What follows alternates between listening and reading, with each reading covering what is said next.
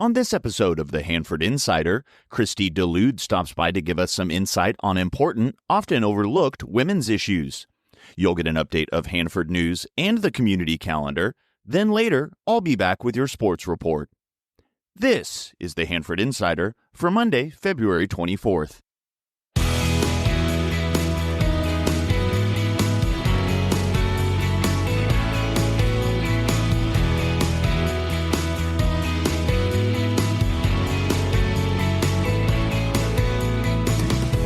This is the Hanford Insider, the podcast where we dive into what makes our community tick. From local stories and hidden gems to conversations with people shaping our neighborhood, we're here to celebrate, explore, and connect. I'm your host, Rob Bentley. Whether you're new to Hanford or a longtime local, this is your source for everything happening in our town.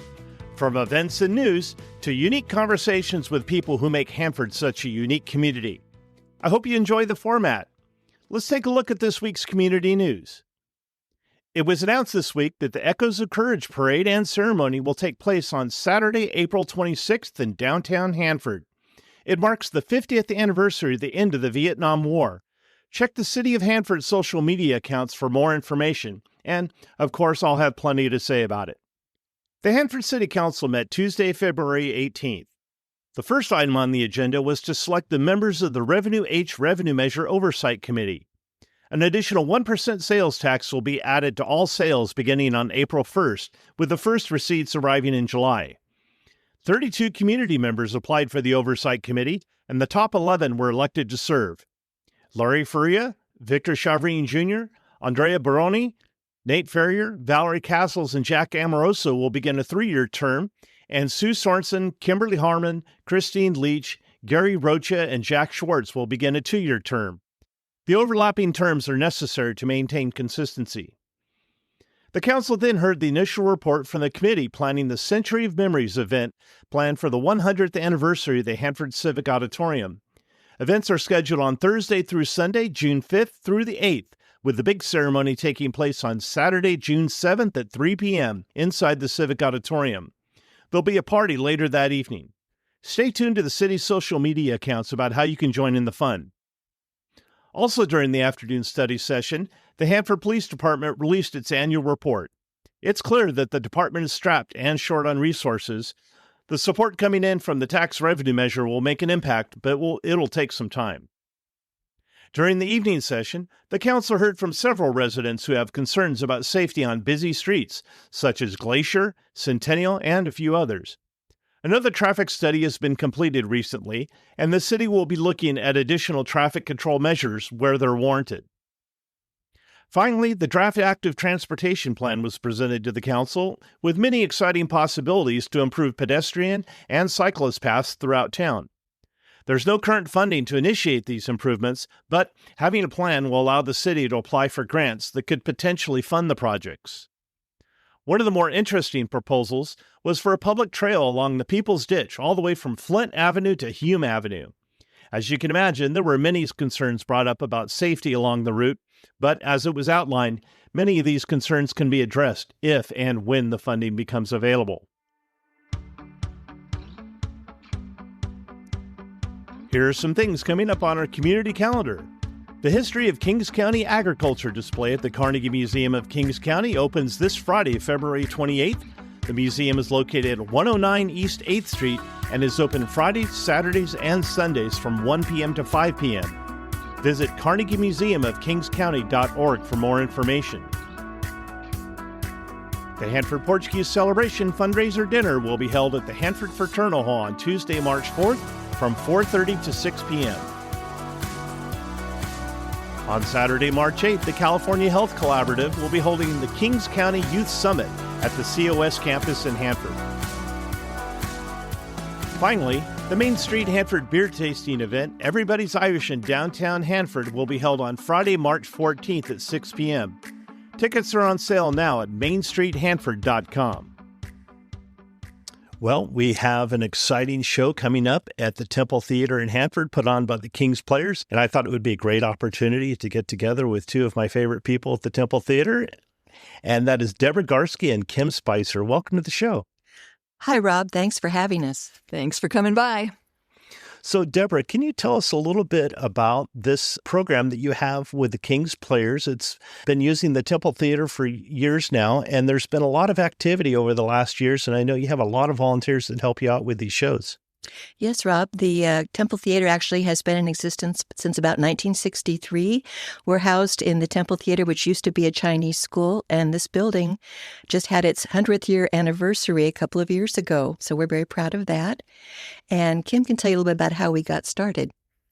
Yes, our founder, the heart and soul of the Temple Theater, was Audrey Leibold, and she was a director, a founder, an actor, a volunteer, and she did so much for the theater. And we are very pleased. We actually have a scholarship in her name, in her honor, that we offer to local high school students. So that's actually been advertised already. It's coming up in April, the due date for that, to a graduating senior that's going to be planning to spend time in performing arts. So she's a big part of our past, and we're very grateful to her. The Chinese school, just real quick, some of our Chinese residents had talked about coming here after regular school. They'd go to their regular public school and come here after and study Chinese culture and language. And I think that's really cool. And the late Ernie Wing told me that he spent a little time here after school learning Chinese culture and language. So that's 19. But anyway, we very much honor Audrey and thank her for her contributions. The Temple Theater is tucked behind China Alley on Visalia Street, and you may drive by it sometimes and wonder what goes on here. I know the theater is used not only for your productions, but you have a lot of other activities. Sometimes you have acting classes and everything. What kind of things happen here with the King's Players? We do have outreach, though. I was going to talk about that. I hope it's not premature. We have 2 big outreach projects each year. The one nearest and dearest to my heart is the Murder Mystery, and it's a cooperative between Children's Storybook Garden and the King's Players, and we put on a murder mystery, and proceeds are shared between both organizations. And every September, there is the Lemoore Cemetery Walk, which is a partnership between the King's Players and the Sarah Mooney Museum, and that's also a really fun and interesting outreach project, so we would encourage anyone to come see those things. So, Debra, I understand you have an exciting show opening up soon, March 1st, I believe, right? Yes, we do. It's going to be opening this Saturday and Sunday, March 1st and 2nd, and it will go for the next 3 consecutive weekends after that. We have a great cast. Most of them are seasoned actors. They're all working very hard to do a great job on the production. A lot of folks don't realize that they have a live theater here in Hanford. We've been here for 60 years. And since we're kind of off the beaten path, we're not as well known as we'd like to be. So we're happy to get the word out there. We work in conjunction with other theater groups in a way that there's a theater group in town that we share actors with. Sometimes they come from there to here, and they join our cast. We're kind of interconnected that way, so that's nice. And as Kim mentioned, we do side door productions. We had a group recently that wanted to do a little concert here. Unfortunately, their schedule and ours didn't quite jive for this year, but we're definitely planning on it next year. And we also have an improv group that came last year and did a little improv before a couple of our shows, and that was a nice way to join with the community. So tell us about this production that you have coming up in March. Okay, this show is called Ghost of a Chance, and it's about a young lady who is coming to the hunting cabin of her deceased husband. Her husband passed away 3 years ago in a hunting accident. She's coming now with her fiancé and his mother, so her future mother-in-law, to come clean out the cabin and sell it and move on with her life. Unfortunately, the ghost of her dead husband is not in agreement with her moving on with her life or selling his cabin for a number of reasons, which will be a little surprise to the audience. So it's got intrigue, it has comedy, it's got some pathos. We'd say it's probably a PG-13. There's a few words, but nothing really, serious. But it's a wonderful show, and we hope folks can come down and see us. Well, it sounds like a wonderful show. How can we get tickets? You can get tickets a couple of different ways. You can go onto our website, which is kingsplayers.org, and you can also call the numbers area code 559-584-7241. That's 584-7241 or kingsplayers.org. I would like to add that a season ticket for 4 shows is only $50. That is a $10 savings. Our prices have not gone up. They are typically $15 per show unless you have a season ticket. So if you're interested, come get a season ticket. You can get them online. Well, thanks for joining us, and we hope you have a wonderful show. Thank you very much, Rob. It's been a pleasure to be here. Thank you, Rob. Nice to see you again. If you have an event coming up and you'd like some help getting the word out, let's work together. Send your information to hanfordinsider@gmail.com. Be sure to subscribe to my weekly newsletter to get a complete calendar of events.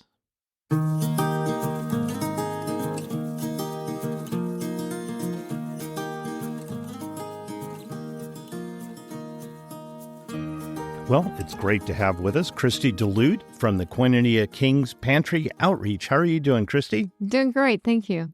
Kristi, can you tell us a little bit about what period product poverty is?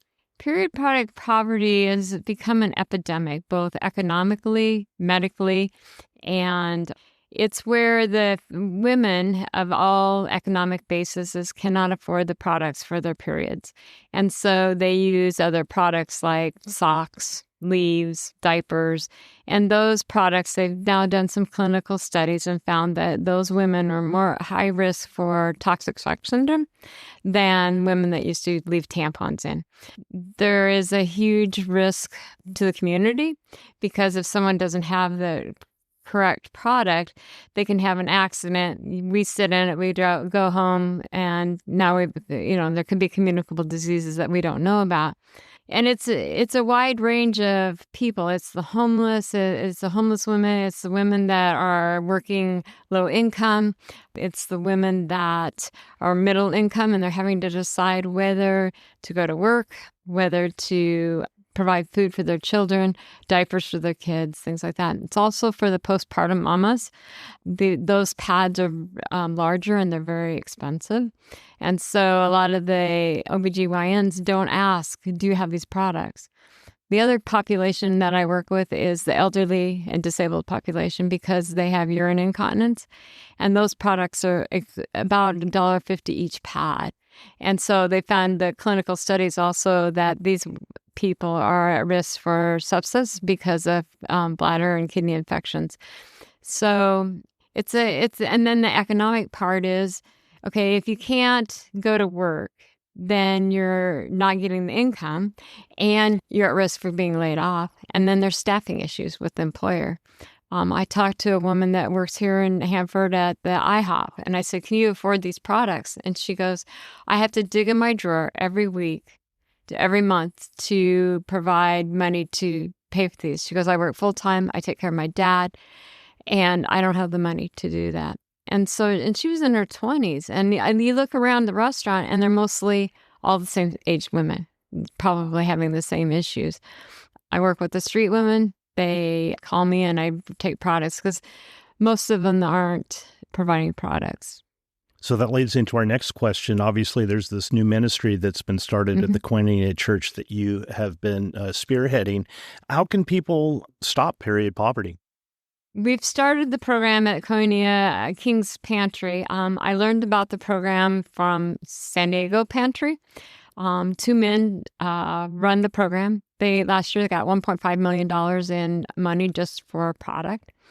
And what we've started doing is anyone that comes through the pantry, we ask, is there any female in the house that needs these products? If they do, then we just put them in their food box so that they have that option. I drive around in my car all the time. I have everything in the car. I go to physical therapy at Planet Fitness in the afternoon, and they wait for me outside They wait. They know that I'll be there from 1 to 3. They wait along the wall, the women that are homeless. So that's how the ministry started. And how we're growing it is we want all the pantries to be able to offer them so that more can be distributed. So they know you.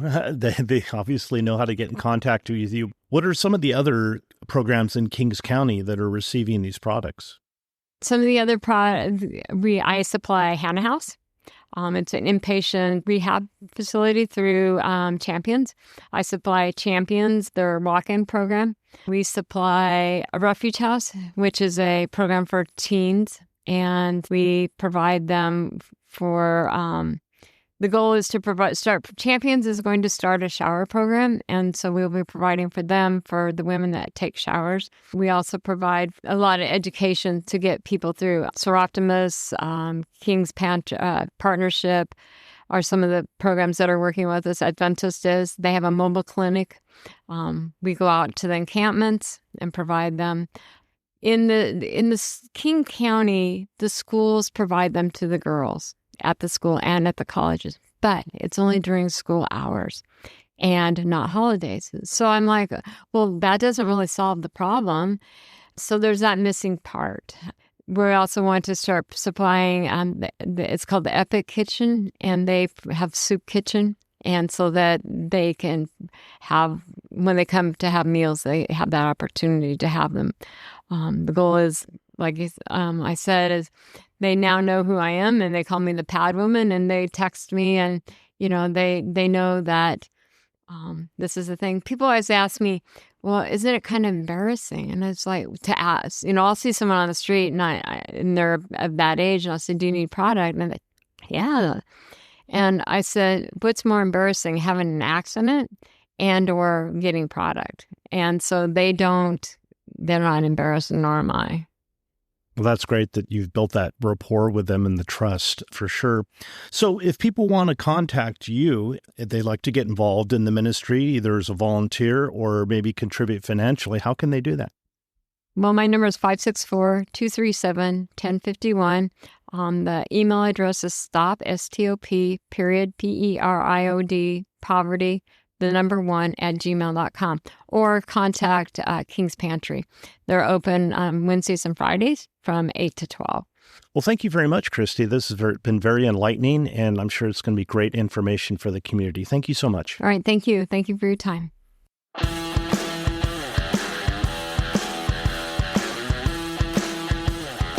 And now it's time for Hanford Insider Sports with Eric Bentley.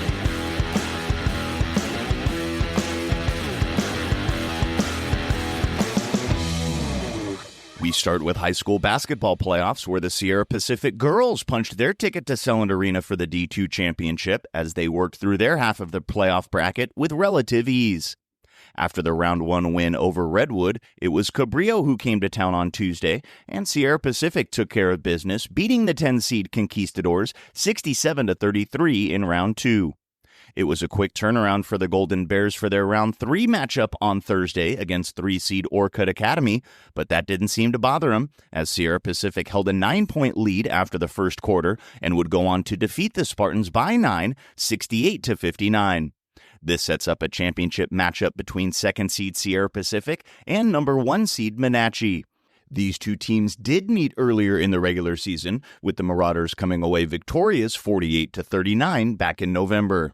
In what will presumably be another low-scoring game between the two on Friday, senior point guard Asia Jackson, who averages 14 points a game, and the rest of the Golden Bears offense will need to find a way to break through, as Wenatchee is only allowing 29 points a game to their opponents over their last 10 games.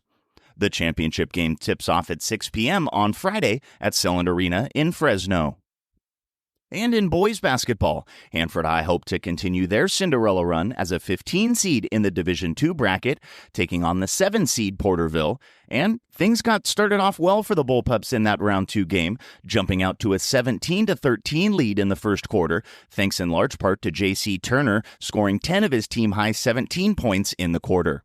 However, a 28-point outburst by the Panthers in the second quarter gave them the lead that the Bullpups couldn't overcome, as Porterville took the victory 67-61. Hanford High finishes their season 18-11 overall. And the Sierra Pacific boys also advanced to the second round of the playoffs in the Division IV bracket, but despite a 20-point effort from senior guard Nevin Pitkin, it was 12-seed Ridgeview getting the better of the Golden Bears 78-56. Sierra Pacific ends their year at 15-15 overall and a second-place league finish. And in soccer, after surviving a round 1 scare, the 2nd-seed Hanford High boys faced off with Torres in round 2 of the D3 playoffs, coming away victorious with a 4-0 shutout win to advance to round 3. But it was in that round that the Bullpups' playoff run came to an end, as the 6th-seed Fresno High came away with a 1-0 victory. Hanford High's season comes to a close with a 14-7-3 overall record and a second-place WIL finish. Another big congratulations to all of our winter sport athletes who have finished up their 2025 season.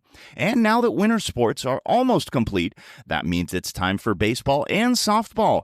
Action gets started this week, and I'll have our first week of results on next week's show.